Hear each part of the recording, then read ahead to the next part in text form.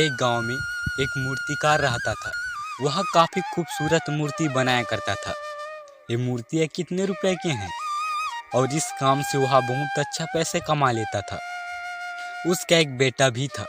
पिताजी, मैं भी मूर्ति बनाना सीखना चाहता हूँ। हाँ हाँ, क्यों नहीं। मूर्तिकार का बेटा मूर्ति नहीं बनाएगा तो और क्या बनाएगा। उस बच्चे ने बचपन से ही मूर्ति बनाना शुरू कर दी। बेटा भी बहुत अच्छी मूर्ति बनाया करता था और बाप अपने बेटे की कामयाबी पर खुश होता था। लेकिन हर बार बेटे की मूर्ति में कोई न कोई कमी निकाल ही देता था। वह कहता, बहुत अच्छा किया है, लेकिन अगली बार इस कमी को दूर करने की कोशिश करना। बेटे भी शिकायत नहीं करता था। वह अपने बाप की सलाह पर अमल करते हुए अपनी मूर्ति को और बेहतर करता रहा। इस तरह लगातार सुधार की वजह से बेटे की मूर्ति बाप से भी अच्छी बनने लगी। और ऐसा एक समय भी आया, लोग बेटे की मूर्ति को बहुत पैसे देकर खरीदने लगे, जबकि बाप की मूर्तियां उनकी पहले वाली कीमत पर ही बिकती रही। बाप अब भी बेटे की मूर्तियों में कमियां निकाल ही देता था, लेकिन बेटे को अभी अच्छा नहीं लगता था और वह बिना मन के उन कमियों को स्वीकार करता था। लेकिन फिर भी अपनी मूर्तियों को सुधार कर ही देता था। एक समय ऐसा भी आया जब बेटे के सब्र ने जवाब दे दिया।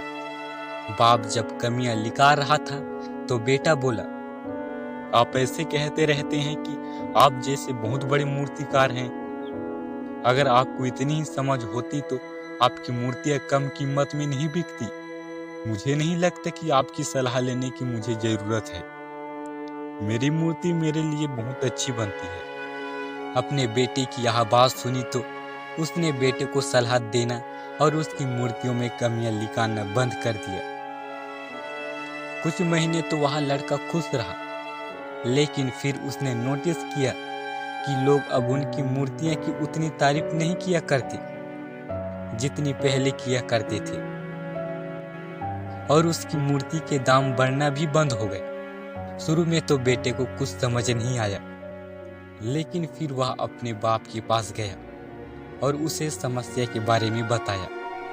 बाप ने बेटे को बहुत शांति से सुना, जैसे कि उसे पहले से पता था कि एक दिन ऐसा भी आएगा।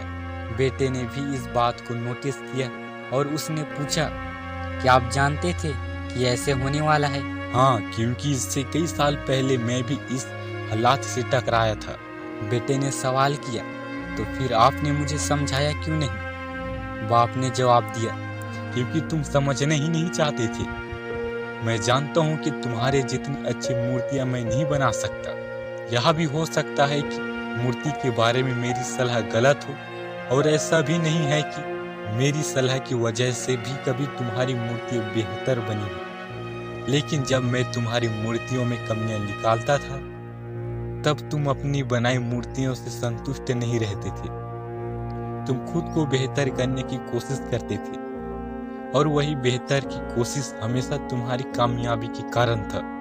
लेकिन जिस दिन तुम अपने काम से संतुष्ट हो गए और तुमने यह भी मान लिया कि अब इससे और बेहतर की गुंजाइश नहीं है, तुम्हारी उत्तीर्ण भी रुक गई और लोग हमेशा तुमसे बेहतर की उम्मीद करते हैं। और यही कारण है कि अब तुम्हारी मूर्तियां के लिए तुम्हारी तारीफ नहीं करते, न ही उसके लिए तुम्हें पैसे देते हैं, न ही उनके लिए तुम्हें ज्यादा पैसे मिलते हैं। बेटा थोड़ी देर चुप रहा, फिर उसने सवाल किया, तो अब मुझे क्या कर चाहिए? बाप ने एक लाइन में जवाब दिया, असंतुष्ट होना सीख लो। मान लो कि तुम में हमेशा बेहतर होने की गुंजाइश बाकी है। यही एक बात तुम्हें हमेशा आगे बेहतर होने के लिए प्रेरणा देती रहेगी और तुम हमेशा बेहतर से बेहतर हो जाओगे।